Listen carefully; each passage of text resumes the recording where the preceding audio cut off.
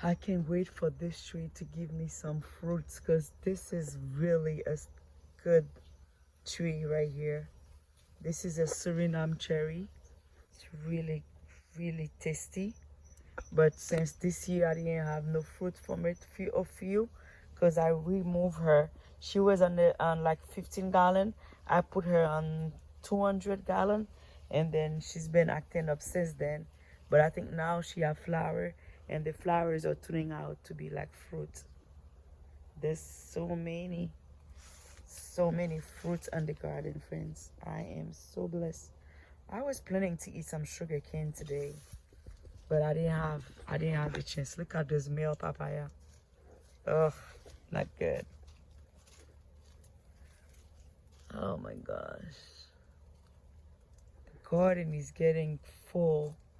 My only thing when my small trees, or I was planning to plant sugar cane on the back of that gate right here to add more sugar cane here. Look at this. Look at this.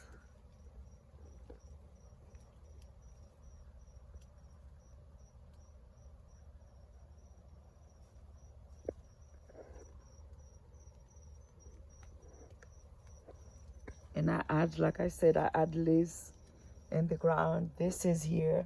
It's mulch, but I need more leaves to put on this side right here to make sure I keep the garden happy.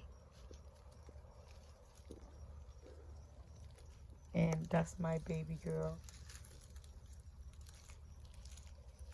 Thank you, friends, for watching.